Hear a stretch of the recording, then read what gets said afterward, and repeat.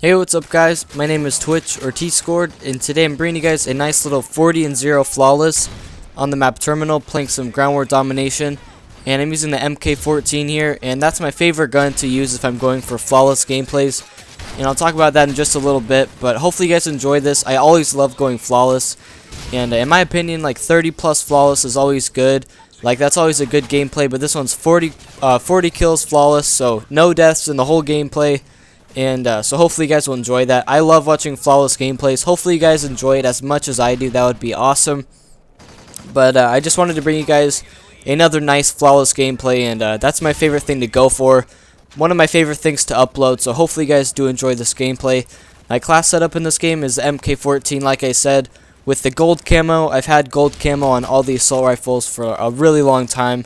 And then I'm running red dot and silencer, and that's what I love to use on this gun. I really like the red dot sight on the MK14 just because it's a semi-auto assault rifle and you kill people really quickly, so I want to have the red dot sight to pick people off from really far. And then I just run silencer on like all of my guns pretty much, so that's why I use those attachments. And then my perks, as always, is scavenger, hardline, and marksman. But these are actually really good for this class in particular. I use them on like every class, but they're really good for this one, guys. Since I'm going for a flawless gameplay with this setup, I want to have Scavenger Pro so that I don't have to rush in to pick up more Scavenger packs. I want to have Scavenger Pro so that I can start off with a ton of extra bullets so that I don't have to ever rush in. And I just have a ton of ammo for my whole streak to get a good flawless gameplay. And then Hardline is really good for running the Assault Strike package, especially with the Osprey Gunner, because you pick up all these assist counts as kills with it, and then it leads you back up into your next kill streak, and I always love doing that. And then Marksman I always love just because I like being able to know where people are from really far away, just aiming down sight and seeing their name above their head from really far away. So I always love those three perks. That's my favorite three perks to always run. And then the kill streaks that I have in this gameplay are the Strafe Run, the Pavelo, and the Osprey Gunner. And for the longest time, I would always run the Overwatch, and I decided that that really doesn't give me that many kills, and people always tend to shoot it down. And when I go for flawless gameplays, I try to stay far away from the enemies and just pick them off from far away and long distances. And the Overwatch stays above you, and it defends the area around you. And the Strafe Run just kills people like across the whole map. And since I usually try to play back and don't rush in if I'm trying to go for a flawless game, the Overwatch didn't really do as much for me. So since I started using the Strafe Run, it's always led me straight up to my Pavelo. The Strafe Run always gets me like 2 or 3 kills, and the Strafe Run's actually really good. I never realized how good it was for the longest time, and then I started to use it, and the Strafe Run's actually a pretty good kill streak, guys. So I recommend trying out the Strafe Run sometime. It's pretty good. It's like 5 attack helicopters that all go down the middle of the map, and then they make their way back again. So they basically get 2 attempts to try to kill enemies, and the Strafe Run's just pretty good in my opinion. But I really like using these 3 kill streaks. The Strafe Run always gets me to like my Pavelo, and that gets me to like my Osprey Gunner. This is the first like 40 plus flawless good gameplay that I've ever had on Terminal, and I did play pretty defensive and pretty campy in this gameplay. But like I said, I was trying to go for a flawless gameplay, and whenever I try to go for those, I tend to play more, you know, defensive and try to stay far away from the enemies and don't rush as much. So hopefully you guys don't mind that. I was going for a flawless gameplay, so I didn't really want to rush in and die and everything, so hopefully you guys understand that. And I actually got this gameplay probably about a month ago or so. I was hanging out at my friend Tanner's house, and I always seem to get good gameplays there. And I don't know if it's because his connection is better than mine, or if it's just because I play a lot better on the TV that he has there, or I don't really know what it is, but I always seem to get really good gameplays every time that I go to his house. And so that's pretty awesome, guys. Hopefully you guys enjoyed this gameplay. And today I wanted to talk about the movie Django Unchained. And I know a lot of YouTubers, like, their whole channel is doing movie reviews or game reviews and stuff. And I kind of want to do some more things, and like not talking about just the gameplays. And I thought since I saw this movie this weekend, it would be a good opportunity to make a video, like a movie review for the movie and everything, and give you guys my thoughts and opinions on the movie.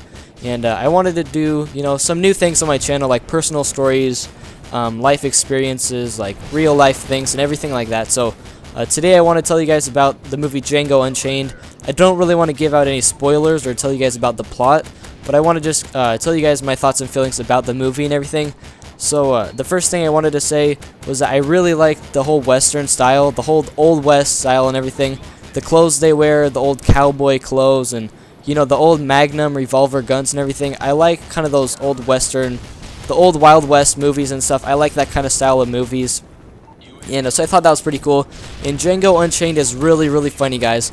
Although it's about slavery and racism and everything, they did make a lot of really funny scenes that were really hilarious. And a really funny one is when the KKK members are all they're all gathering, and then they start complaining about the masks and how they don't fit, and how the guy's wife who made them doesn't know how to make them, everything like that. It's hard to explain, but it was really, really funny, guys. So it's a really funny movie, as well as it's really, really action-packed and really violent and everything. So I thought it was really cool that they had that really good mix and blend of funniness along with like seriousness and everything like that. So I thought that was pretty cool. And Django Unchained has some really big actors in it. There's Leonardo DiCaprio, and then there's Jamie Foxx, and there's Samuel L. Jackson. I'm kind of stuttering my words a lot today, but I really like those 3 actors, and so I thought it was pretty cool that they were all in this movie together. And in Django Unchained, guys, there's like honestly hundreds of killing scenes. Like, I don't know how many exactly, but there's so many awesome killing scenes and so many people die in the movie. So if you guys like those violent kind of, you know, killing, murderous movies, then it'll be a good movie for you guys. And it's made, the director is Quentin Tarantino, and he makes a lot of like super, super gory, violent movies. So that's why there's so much blood in Django, guys. So if you guys really like those style of movies, then I recommend checking this movie out. And in this movie, basically, guys, I don't really want to tell you guys the plot, but I'll just tell you basically what the movie's about. So Jamie Foxx plays Django, and at the beginning of the movie, he's just a random slave, and this one guy who's a dentist ends up being a bounty hunter, and he basically takes Django, and he basically uses him as his helper to be a bounty hunter. So Django goes from being a slave to a bounty hunter, and it's pretty cool to see how he evolves throughout the movie. And I just think it's a really cool movie, guys. It's probably my favorite movie that I've ever seen now. It's a really serious movie because of the slavery and racism and everything. It's based around like the Civil War back at the end of the 1800s and everything, as well as like it also has those really, really funny scenes, and it's really action-packed and everything.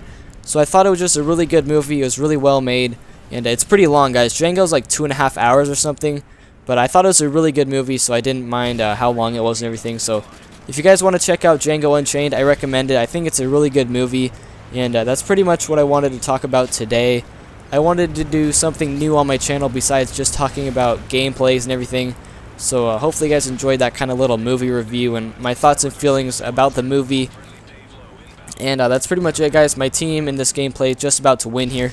We kind of destroyed these guys really bad, so the gameplay was only like 8.5 minutes. I probably could have got like a 60, 70 plus flawless if the game was actually the full length and if I actually rushed around more. I did play really, really defensive in this gameplay, but I did try to go for a flawless gameplay, so I wasn't rushing around as much as I normally would. And with the MK14, I don't really want to rush because it's like a semi-auto weapon. It's not like the MP7 or the ACR where you can just rush around. So hopefully you guys enjoyed this gameplay. And as you guys can see on the scoreboard here, 40-0. And that's pretty much it, guys. Hopefully you enjoyed this little movie review about Django Unchained. I recommend you guys go check it out. And that's pretty much it. And peace out, guys.